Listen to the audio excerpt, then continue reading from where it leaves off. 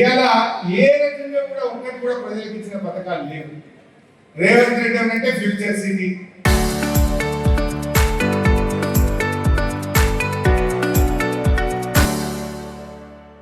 ఇంకోటి అంటున్నా రేవంత్ రెడ్డి నువ్వు 4000 పింఛన్ ఇస్తాను.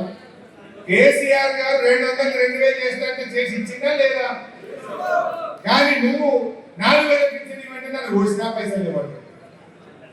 నేను ఉన్నాయి పైసలు లేక కాదు, అందాల పోటీలకు 100 కోట్లు ఖర్చు పెట్టినావు. బోధి పెవిలియన్ కట్టుకోవడానికి, బోధి నిలయం కట్టుకోవడానికి 100 కోట్లు ఖర్చు పెట్టినావు. అంత మంచి సెక్రటరియట్ ఉంటాయి కానీ జూబ్లీహిల్స్ ప్యాలెస్ పక్కన ఎందుకు మళ్ళీ బోధి భవన్ కట్టినావు అని అడుగుతా ఉన్నాను. ఫ్యూచర్ సిటీకి 1,00,000 కోట్లు పెట్టారట, మూసీ సుందరీకరణకి 1,00,000 కోట్లు పెట్టారట. వీటన్నిటికీ పైసలు ఉంటాయి నీకు. ఇతర రాష్ట్రాల్లో ఎన్నికలు జరిగితే రాహుల్ గాంధీకి ముఠల్ కంపెనీకి పైసలు ఉంటాయి. పక్క రాష్ట్రాల్లో ఫుల్ పేజ్ యాడ్ చేయడానికి 100 కోట్లు ఖర్చు పెట్టడానికి పైసలు ఉంటాయి. నా అవ్వ తాతకు 4,000 ఇవ్వమంటే ఉంటాయా? నా అక్క చెల్లెలకు మహాలక్ష్మి కింద 2,500 ఇవ్వమంటే ఉంటాయా? అంటే అక్క చెల్లెలకు ఇస్తే నీ కమిషన్ రాదు. అవ్వ తాతకు 4,000 పింఛన్ ఇస్తే నీ కమిషన్ రాదు. అదే 1,00,000 కోట్లు మూసీ మీద పెడితే నీ కమిషన్ల కోసం, నీ రియల్ ఎస్టేట్ వ్యాపారం కోసం మాత్రం పైసలు ఉంటాయి. ఇలా ఒకటే అడుగుతా ఉన్నా, నువ్వు ఉన్న పథకాలు ఆగం చేసినావు. ఇలా ఫైనాన్షియల్లో అడ్డగోలుగా రిజిస్ట్రేషన్ వాల్యూలు పెంచింది. దాని దెబ్బకు రియల్ ఎస్టేట్ ఆగం కాలేయా? ప్లాట్లు అమ్ముతున్నాయా? బేరాలు నడుస్తున్నాయా? నడుస్తున్నాయి. రిజిస్ట్రేషన్ ఆఫీసులు ఈగలు కొట్టుకుంటున్నారు. మొన్నటిదాకా ఫుల్ కార్లు రిజిస్ట్రేషన్ ఆఫీసులు కూడా, హోటల్ ఫుల్, చాయ్ దుకాణం ఫుల్, కార్లు పెట్టడానికి జాబులకు సీమలు పట్టినంత జనములు. కానీ ఇప్పుడు ఈగలు కొట్టుకుంటున్నారు. ఇవాళ వచ్చినాక మోటార్ సైకిల్ కొనుక్కుంటే దాని మీద ట్యాక్స్ వేసినాం, కారు కొనుక్కుంటే ట్యాక్స్ పెంచినాం. ఇవాళ మందు తాగితే విస్కీ మీద, బీర్ సీజన్ మీద ధరలు పెంచినాం. భూమి రైతు చేతిలో ఉంటే భూముల ధరలు కూడా పెంచింది.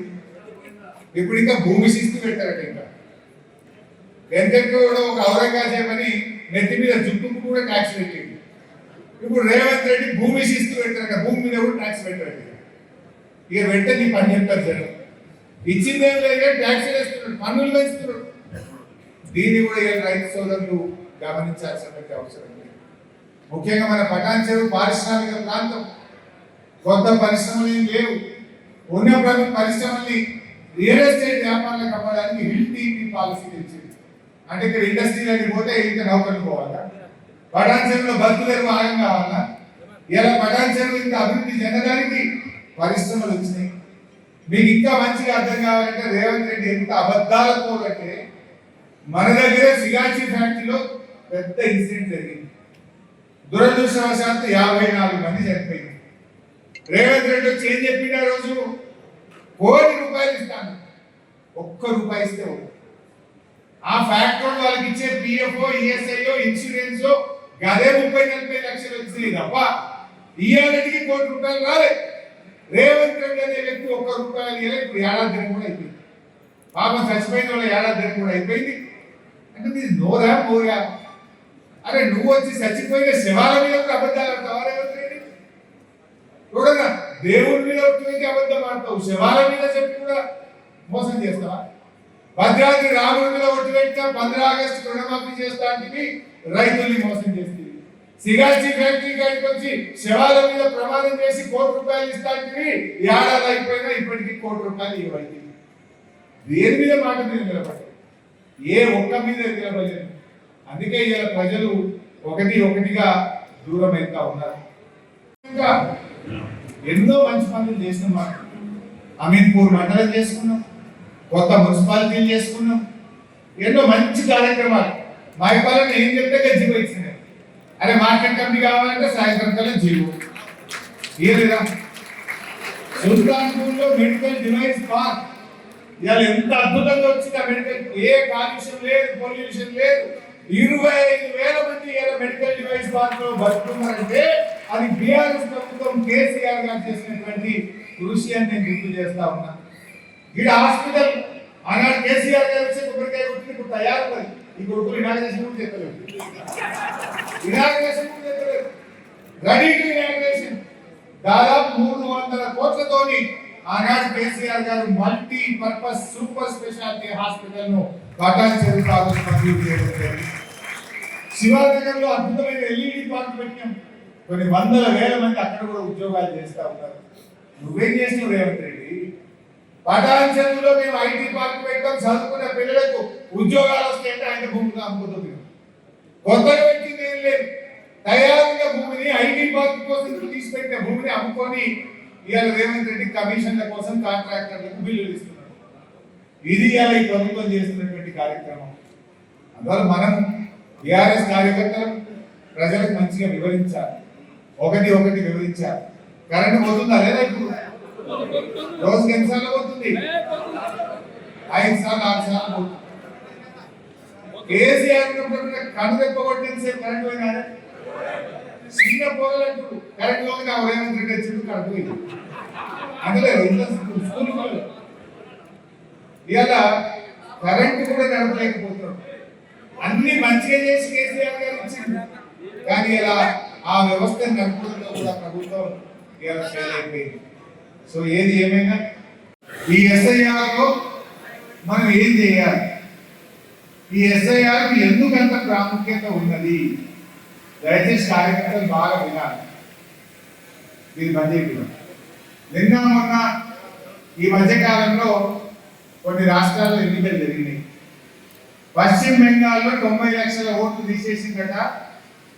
మమతా బెనర్జీ గెలవకుండా ఆగం పట్టించిందని మనం టీవీలో చూసాం, పేపర్లో చూసాం. అస్సాంలో ఓట్లు తీసేసిందట, రిజల్ట్ నిలిపిదైంది అంటున్నారు. తమిళనాడులో ఓట్లు తీసేసిందట, ఫలితాలు తారుమారైనవి అంటున్నారు. ఎక్కడెక్కడైతే ఎస్ఐఆర్ ప్రక్రియ జరిగిందో చాలా చోట్ల కూడా ఓట్లు గోల్మాలైనవి. లక్షల ఓట్లు తీసి పడేసిండ్రు, దాంతో ఫలితాలు తారుమారైనవి అని అంటున్నారు. మరి ఏంది ఎస్ఐఆర్? ఏంది? ఇది కొత్తదేమి కాదు. 2002లో ఎస్ఐఆర్ ప్రక్రియ జరిగింది. మళ్ళీ 24 ఏళ్ల తర్వాత ఇప్పుడు ఎస్ఐఆర్ ప్రక్రియ జరుగుతా ఉంది. ఈ ఎస్ఐఆర్ లో ఏం చేయాలి? కార్యకర్తలుగా, బూత్ లెవెల్ ఏజెంట్లుగా, ప్రజా ప్రతినిధులుగా, కౌన్సిలర్లుగా, మాజీ సర్పంచ్లుగా, కార్పొరేటర్లుగా మన బాధ్యత ఏంటి? ఎందుకు ఇది మనకు ముఖ్యమైనది? బాగా అర్థం చేసుకోండి. ఇలా ముస్లిం మైనారిటీలో చాలా అనుమానాలు ఉన్నాయి. మా ఓట్లు తీసేస్తారేమో అని. మరి ఏం జరిగింది? మనం ఏం చేద్దాం? మీ అందరికీ అప్లికేషన్ ఫామ్లు వచ్చింది. గ్రామాల్లో అయితే అంగన్వాడీ టీచర్లు, మున్సిపాలిటీలో అయితే ఆర్పీలు, జిహెచ్ఎంసీ పరిధిలో కూడా ఆర్పీలు ఎన్యూమరేషన్ ఫామ్ తెచ్చి ఇవ్వడం జరిగింది. ఇందులో ఎన్యూమరేషన్ ఫామ్ నింపి తిరిగి ఇచ్చిన వాళ్ళు ఎందరో చేయండి సార్. ఆఫీస్ నేను ఇప్పుడే లిస్టు చూసిన. పటాన్ చెరువు కాన్స్టిట్యున్సీలో దరఖాస్తులు నింపి వాపస్ ఇచ్చింది రూపాయికి 10 పైసలు ఇచ్చింది. నువ్వు ఇచ్చినావా కుమార్ గారు? నువ్వు ఇచ్చినావా? 10 పైసలు ఇచ్చింది. ఇంకా 90 పైసల మంది అప్లికేషన్లు ఇవ్వలేదు. అంటే విషయం ఏంటంటే దరఖాస్తు ఇవ్వకపోతే మీ ఓటు హక్కు ఉంటుంది. ఆ ఫామ్ भरना जरूर देना. अगर से फॉर्म भर के नहीं दिए तो तुम्हारा वोट निकाल देंगे. ये बात सीधा सीधा आप समझने की जरूरत है. फॉर्म नहीं भर के वापस नहीं दिए तो आपका वोट निकल जाता. అందువల్ల ఎట్టి పరిస్థితుల్లో ఫామ్ నింపి ఇవ్వాల్సిందే. దానికి లాస్ట్ డేట్ 24వ తారీఖు. మీరు ఫామ్ ఇవ్వడం ఎంత ముఖ్యమో ఇచ్చిన ఫామ్ ను మళ్ళీ వాళ్ళు ఆన్లైన్ చేయాలి. 25వ తారీఖులోగా అంగన్వాడీ టీచరు, ఆ బూత్ లెవెల్ ఆఫీసర్ ఆన్లైన్ చేయాలి. ఆన్లైన్ చేయకపోతే ఓటు పోతుంది.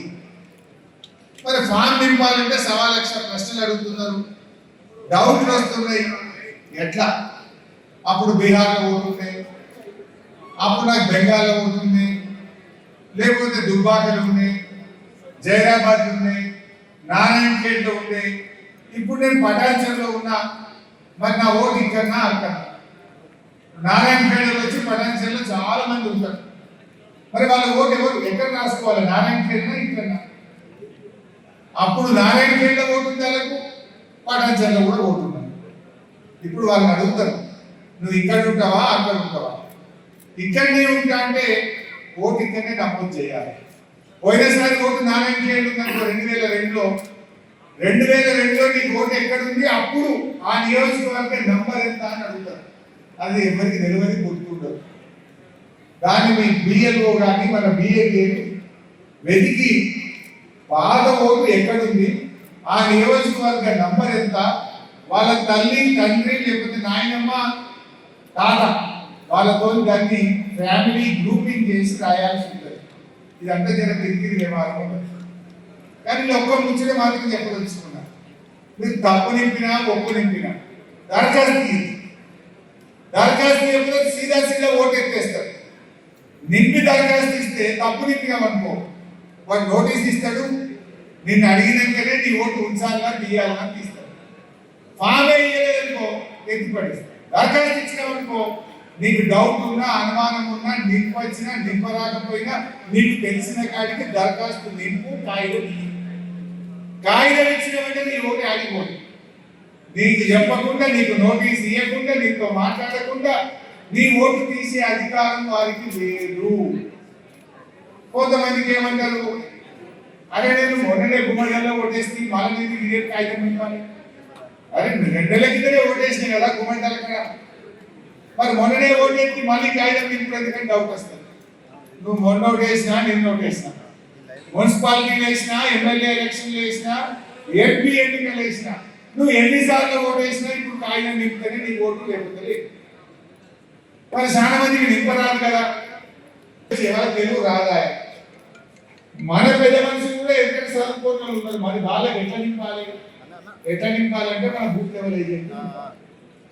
అగో మరి బూత్ లెవెల్ ఏజెంట్లు మనం పోతే అంగన్వాడీలు లేకపోతే ఆ బూత్ లెవెల్ ఆఫీసర్లు మనకి సహకరించలేము కదా, బరాబర్ మీకు సహకరించాల్సిందే.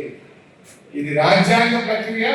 ఎన్నికల కమిషనే రాజకీయ పార్టీలకు ప్రతి బూత్ లో అధికారికంగా ఒక ఏజెంట్ పెట్టుకునే అవకాశం ఇచ్చింది. బాజాబ్తా మీరు బూత్ లెవెల్ ఏజెంట్ వెంట వెళ్ళాలి.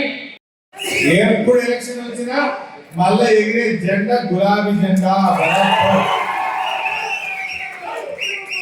మన మెజార్టీ పెరగాలి. మన రేపు 2 కాన్స్టిట్యూన్సీలు అయిందనుకో ఇద్దరు గెలవాలి కదా. మనం రేపు కార్పొరేట్ సీట్లు పెరుగుతాయి అంటున్నారు. మళ్ళా పెరిగితే మరి అందరు కార్పొరేటర్లు మేము గెలిపించుకోదామా? మన 5 మున్సిపాలిటీని గెలిపించి చరిత్ర సృష్టించింది పటాన్ చెరువు.